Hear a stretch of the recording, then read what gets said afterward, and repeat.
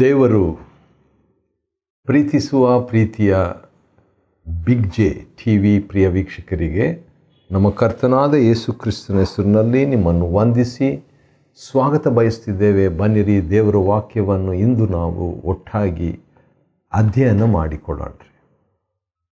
ಇಂದಿನ ನಮ್ಮ ಅಧ್ಯಯನ ಲೂಕನು ಬರೆದ ಸುವಾರ್ತೆ, the gospel according to Luke, chapter 8, 8ನೇ ಅಧ್ಯಾಯ ಮತ್ತು 25ರಿಂದ 42 ವಚನಗಳವರೆಗೆ. ಲೂಕನ್ ಬರೆದ ಸುವಾರ್ತೆ 10ನೇ ಅಧ್ಯಾಯ 25ರಿಂದ 42 ವಚನಗಳವರೆಗೆ ನಾವು ಅಧ್ಯಯನ ಮಾಡಿಕೊಳ್ಳುವಾಗ ಈ ವಾಕ್ಯ ಭಾಗದಲ್ಲಿ, ಅಂದರೆ ಲೂಕ 10, 25ರಿಂದ 42 ವಚನಗಳಲ್ಲಿ ಭಕ್ತಿಯ 8 ರಹಸ್ಯಗಳಿವೆ. ವಾವ್! 8 secrets of godliness. ಭಕ್ತಿಯ 8 ರಹಸ್ಯಗಳು. ಇದು ರಹಸ್ಯಗಳು ಒಂದು ರೀತಿಯಿಂದ, ಪ್ರಕಟಣೆಗಳು ಇನ್ನೊಂದು ರೀತಿಯಿಂದ. ಸರಿ, ನಾವೀಗ ಒಂದೊಂದಾಗಿ ನೋಡಿಕೊಳ್ಳೋಣ. ಬನ್ನಿರಿ, ಲೂಕನ್ ಬರೆದ ಸುವಾರ್ತೆ 10ನೇ ಅಧ್ಯಾಯ 8 ರಹಸ್ಯಗಳು. ಲೂಕ 10, 25ನೇ ವಚನ. ಒಬ್ಬ ಧರ್ಮಶಾಸ್ತ್ರ ಪಂಡಿತನು ಒಂದು ದಿನ ಯೇಸು ಸ್ವಾಮಿ ಹತ್ರ ಬಂದು ಒಂದು ಪ್ರಶ್ನೆ ಕೇಳ್ತಾನೆ. ಅದೇನೆಂದರೆ, ನಿತ್ಯ ಜೀವವನ್ನು ಪ್ರಾಪ್ತಿ ಮಾಡಿಕೊಳ್ಬೇಕಾದ್ರೆ ಏನು ಮಾಡಬೇಕು? ಒಳ್ಳೆ ಪ್ರಶ್ನೆ ಅಲ್ವಾ? ಹೌದು. ಹಾಗಾದರೆ ಭಕ್ತಿಯ ಮೊದಲನೇ ರಹಸ್ಯ, the first secret of godliness ಏನಂದರೆ, ಆಸ್ಕ್ ರೈಟ್ ಕ್ವಶನ್ಸ್. ಸೂಕ್ತ ಪ್ರಶ್ನೆ ಕೇಳುವುದು. ಹೌದು, ಅದರಲ್ಲಿಯೂ ಈ ಸರಿಯಾದ ಪ್ರಶ್ನೆಯನ್ನು ಸರಿಯಾದ ವ್ಯಕ್ತಿ ಹತ್ರ ಕೇಳುವಾಗ ಇನ್ನೂ ಕೂಡ ಬಹಳಷ್ಟು ಅದರಲ್ಲಿ ಅತಿಶಯವಿದೆ, ಭಾರ ಇದೆ, ಗುಣಮಟ್ಟವಿದೆ, ಕ್ವಾಲಿಟಿ. ಹಾಗಾದರೆ ನಮ್ಮ ಜೀವಮಾನವೆಲ್ಲ ನಾವು ಪ್ರಶ್ನೆ ಕೇಳ್ತಾ ಇರಬೇಕು. ಯಾಕಂದರೆ ಜೀವಮಾನವೆಲ್ಲ ನಾವು ಕಲಿತಾ ಇದ್ದೀವಲ್ಲ. ಲೂಕನ್ ಬರೆದ ಸುವಾರ್ತೆ 2ನೇ ಅಧ್ಯಾಯ 46ನೇ ವಚನದಲ್ಲಿ ಯೇಸು ಸ್ವಾಮಿ ಕೂಡ, ಬಾಲಕನಾದ ಯೇಸು ವೇದ ಪಂಡಿತರ ನಡುವೆ ಕೂತ್ಕೊಂಡು ಒಂದಿನ ಅಲ್ಲ, 2 ದಿನ ಅಲ್ಲ, 3 ದಿನಗಳು ಪ್ರಶ್ನೆ ಕೂತ್ಕೊಂಡು ಆ ವೇದ ಪಂಡಿತರು ಹೇಳೋದನ್ನು ಕೇಳಿಸ್ಕೊಂಡು ಅವರ ಹತ್ರ ಪ್ರಶ್ನೆ ಮಾಡ್ತಾ ಇರುವಂಥದ್ದು. ಭಕ್ತಿಯ ರಹಸ್ಯ ಅದಾಗಿರ್ತದೆ. That is the secret of godliness. ಎರಡನೇದಾಗಿ 26ನೇ ವಚನ, ಲೂಕನ್ ಬರೆದ ಸುವಾರ್ತೆ 10ನೇ ಅಧ್ಯಾಯದ 26ನೇ ವಚನದಲ್ಲಿ ಇನ್ನೊಂದು ಭಕ್ತಿಯ ರಹಸ್ಯ ಇದೆ. ಮೊದಲನೇ ರಹಸ್ಯ ಸರಿಯಾದ ಪ್ರಶ್ನೆ ಕೇಳುವಂಥದ್ದು. ಎರಡನೇ ರಹಸ್ಯ ಏನಂತ ಹೇಳಿದ್ರೆ, ವೈಯಕ್ತಿಕವಾಗಿ ವಾಕ್ಯ ಓದುವುದು. Reading the scripture personally. ವೈಯಕ್ತಿಕವಾಗಿ ವಾಕ್ಯ ಓದುವುದು. ವೈಯಕ್ತಿಕವಾಗಿ ವಾಕ್ಯ ಓದುವುದು ಅಂತ ಹೇಳಿದರೆ ಏನರ್ಥ? ಈಗ ಅವನ ಪ್ರಶ್ನೆ, ನಿತ್ಯ ಜೀವ ಬೇಕು. ಯಾರಿಗೆ? ನನಗೆ ನಿತ್ಯ ಜೀವ ಬೇಕಂತ ಬಂದಿದ್ದಾನೆ. ಹಾಗಾದರೆ ಯೇಸು ಸ್ವಾಮಿ ಹೇಳ್ತಿದ್ದಾರೆ, ಈಗ ನನಗೆ ನಿತ್ಯ ಜೀವ ಬೇಕಂತ ನೀನು ಹೇಳಿದರೆ, ಹಾಗಾದರೆ ನೀನು ಹೇಗೆ ದೇವರ ವಾಕ್ಯ ಓದ್ತಿ? How do you read the word? ಧರ್ಮಶಾಸ್ತ್ರದಲ್ಲಿ ಏನು ಬರೆದದೆ,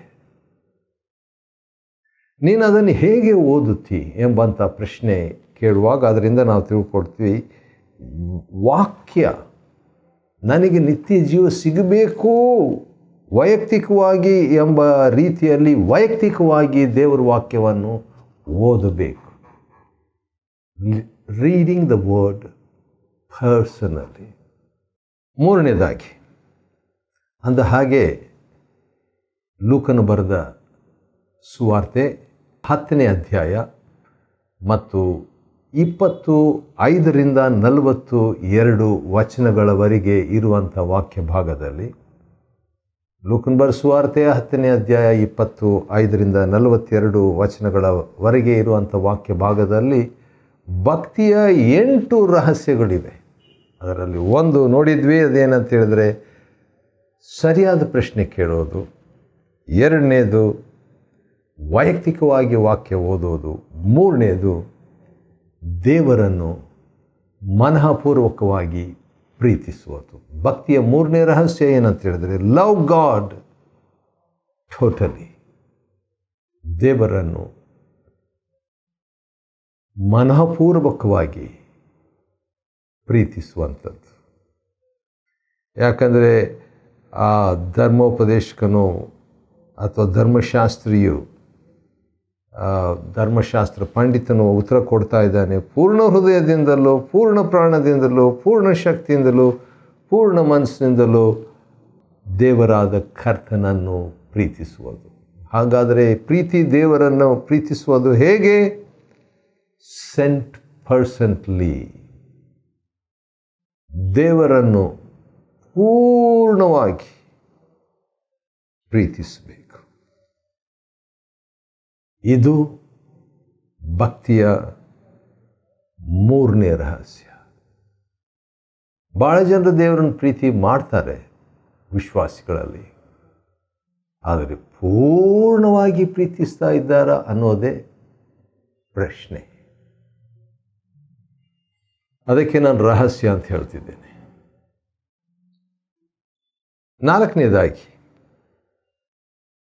ಲೂಕ 10:25ರಿಂದ 42 ವಚನಗಳವರೆಗೆ ಇರುವಂಥ ವಾಕ್ಯ ಭಾಗದಲ್ಲಿ ಭಕ್ತಿಯ 8 ರಹಸ್ಯಗಳನ್ನು ನೋಡಿಕೊಳ್ಳಬಹುದು. ಅದರಲ್ಲಿ ಈಗಾಗಲೇ 3 ರಹಸ್ಯಗಳನ್ನು ನಾವು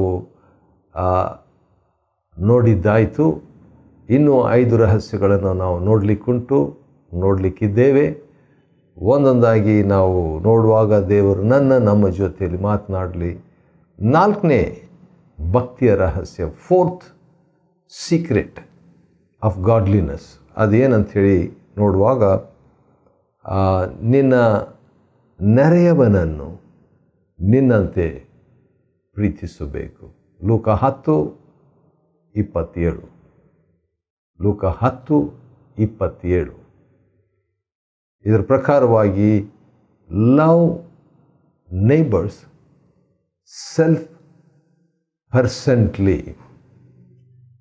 ಪರ್ಸೆಂಟಾಗಿ ದೇವರನ್ನು ಪ್ರೀತಿಸಬೇಕು, ಆದರೆ ನೆರೆಯವರನ್ನು ಪರ್ಸೆಂಟಾಗಿ ಪ್ರೀತಿಸಬೇಕು. ಅಂದರೆ ನನ್ನನ್ನು ಎಷ್ಟು ಪ್ರೀತಿಸ್ತೇನೋ ಅಷ್ಟೇ ನೆರೆಯವರನ್ನು ಪ್ರೀತಿಸಬೇಕು. ಈಗ ನನ್ನನ್ನು ಎಷ್ಟು ಪರ್ಸೆಂಟ್ ನಾನು ಪ್ರೀತಿ ಮಾಡ್ತಿದ್ದೇನೆ ಅಂತ ಹೇಳ್ಬಿಟ್ಟು ಒಂದು ಅಂದಾಜಾಗಿ ಹೇಳಿದರೆ, ಬಹುಶಃ ನನ್ನನ್ನು ನಾನು ಒಂದು 60% ಪ್ರೀತಿ ಮಾಡ್ತಾ ಇದ್ದೇನೆ, ಉದಾಹರಣೆ. ಹಾಗಾದರೆ ನೆರೆಯವನನ್ನು ಹೇಗೆ ಪ್ರೀತಿಸಬೇಕು? 60% ಅಷ್ಟೇ ಪ್ರೀತಿಸಬೇಕು. ಯಾರೂ ಕೂಡ ತಮ್ಮನ್ನು 100% ಪ್ರೀತಿ ಮಾಡಿಕೊಳ್ಳೋದಿಲ್ಲ. ಮಾಡಿದರೆ ಅದು ಭಾಳ ಕಡಿಮೆ ಜನರು. ಎಷ್ಟೊಂದು ಜನರು ಬೆಂಗಳೂರಿನಲ್ಲಿ ನೋಡುವಾಗ ಆತ್ಮಹತ್ಯೆ ಮಾಡಿಕೊಳ್ತಾ ಇದ್ದಾರೆ. ಯಾಕಂದರೆ ತಮ್ಮನ್ನು ಅವ್ರು ಪ್ರೀತಿಸ್ತಾ ಇಲ್ಲ. ಸಾಯುವ ಮನಸ್ಸು ಅನೇಕರಿಗೆ. ಹಾಗಿರುವಾಗ ನೆರೆಯವರನ್ನು ನಮ್ಮಂತೆ ನಾವು ಪ್ರೀತಿಸಬೇಕು. ಎಷ್ಟು ಪರ್ಸೆಂಟ್? ಸರಿ, 60%, ಇನ್ನೂ ಹೆಚ್ಚು ಕೂಡ ಕೆಲವರು ಪ್ರೀತಿಸ್ತಾ ಇರ್ಬೋದು ತಮ್ಮನ್ನು, ಒಳ್ಳೆಯದೇ. ಅಷ್ಟು ಪರ್ಸೆಂಟ್ ಪ್ರೀತಿ ಮಾಡ್ತಾ ಇದ್ದಾರೆ, ಅಷ್ಟೇ ಪರ್ಸೆಂಟ್ ಈಗ ನೆರೆಯವರನ್ನು ಪ್ರೀತಿಸಬೇಕು ಎಂಬುದು ಭಕ್ತಿಯ 4ನೇ ರಹಸ್ಯ. ಯೇಸು ಸ್ವಾಮಿ ಹೇಳ್ತಾರೆ, ನೀನು ಸರಿಯಾಗಿ ಉತ್ತರ ಕೊಟ್ಟಿದ್ದಿ, ಸರಿಯಾದ ಪ್ರಶ್ನೆಗೆ ಸರಿಯಾದಂಥ ಉತ್ತರ ಅವನು ಕೊಟ್ಟಿದ್ದಾನೆ, ಆದ ಕಾರಣ ಅದರಂತೆ ಮಾಡು, ನೀನು ಬದುಕುವೆ ಎಂಬುದಾಗಿ ಸ್ವಾಮಿ ಅವರಿಗೆ ಹೇಳಿದಾಗ ತಾನು ಸ್ವಲ್ಪ ಎಲ್ಲರೂ 12 ಜನ ಶಿಷ್ಯರಿದ್ದಾರೆ, ಬಹುಶಃ 70 ಜನರು ಅಲ್ಲಿ ಬಂದಿದ್ರೇನೋ ಗೊತ್ತಿಲ್ಲ. 70 ಪ್ಲಸ್ 12 82 ಅಥವಾ 84 ಅಥವಾ ಇನ್ನು ಒಂದು 100 ಜನರು ಅಥವಾ 200 ಜನರು, 184 ಅಥವಾ 200 ಜನರು ಸುಮಾರು ಅಲ್ಲಿದ್ದಾಗ ಅವರೆಲ್ಲರ ಮುಂದೆ ತಾನು ನೀತಿವಂತನೆಂದು ತೋರಿಸ್ಕೊಳ್ಳಬೇಕಂತ ಹೇಳ್ಬಿಟ್ಟು ಈ ಧರ್ಮಶಾಸ್ತ್ರ ಪಂಡಿತನು ಇಷ್ಟಪಟ್ಟು ಇನ್ನೊಂದು ಪ್ರಶ್ನೆ, ಸಿಂಪಲ್ ಪ್ರಶ್ನೆ ಕೇಳ್ತಾನೆ. ಲೂಕನ ಸುವಾರ್ತೆ 10ನೇ ಅಧ್ಯಾಯದ 29ನೇ ವಚನದಲ್ಲಿ, ನನ್ನ ನೆರೆಯವನು ಯಾರು? ಆ ರೀತಿಯಾಗಿ ಕೇಳಿದಾಗ ಯೇಸು ಸ್ವಾಮಿ ಒಂದು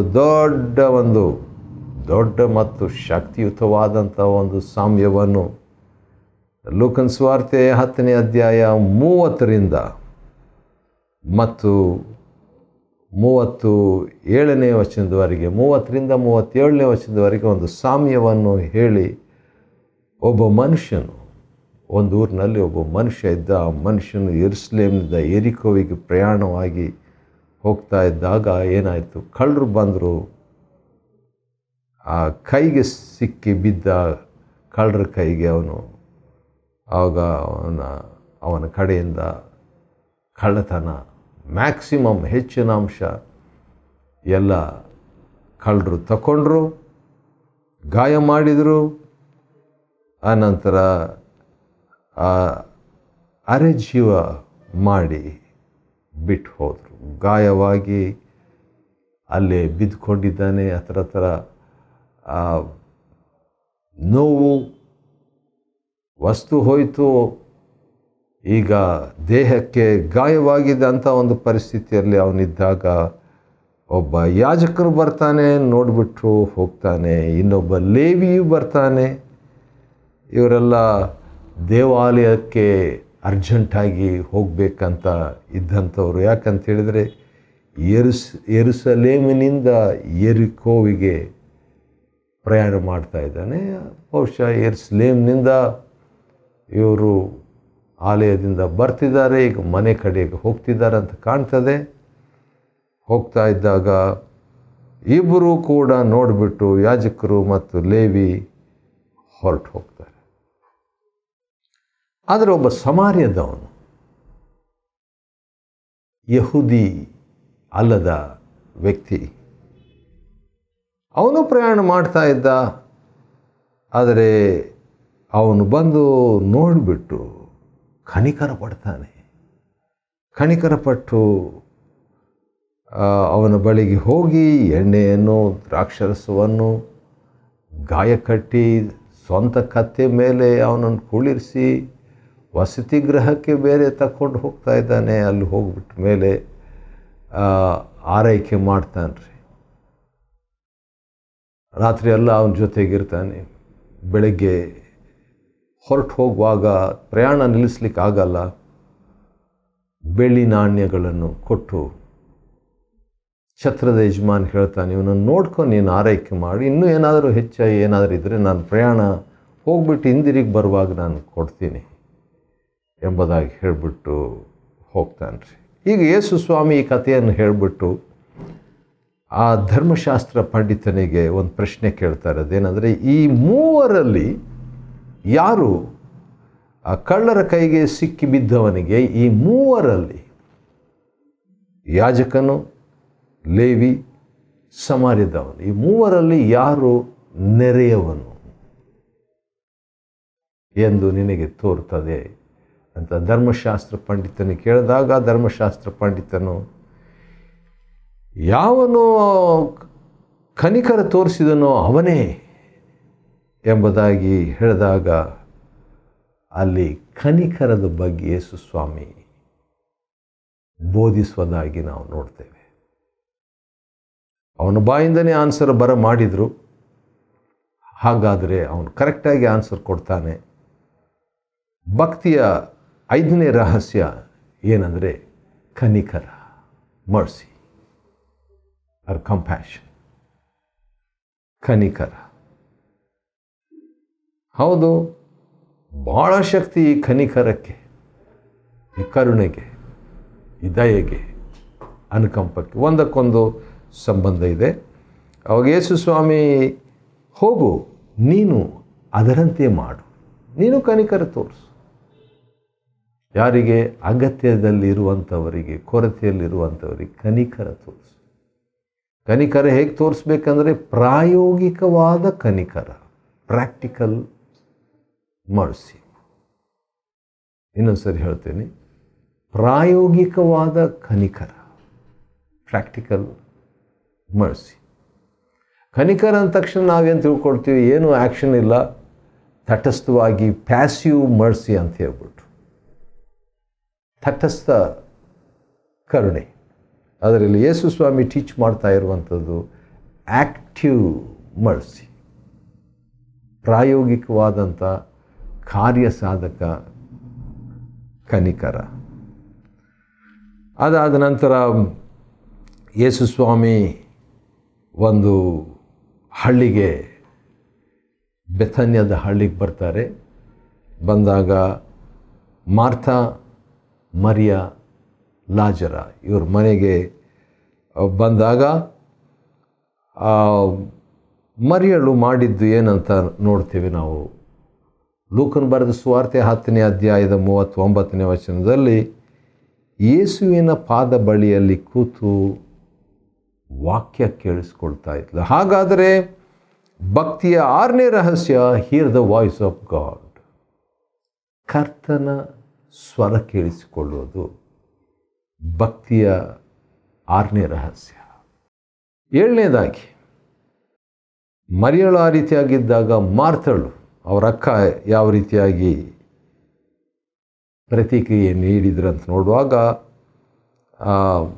ಮಾರ್ಥಳೇ ಯೇಸು ಸ್ವಾಮಿನ ಮನೆಗೆ ಮಾಡಿದ್ದು.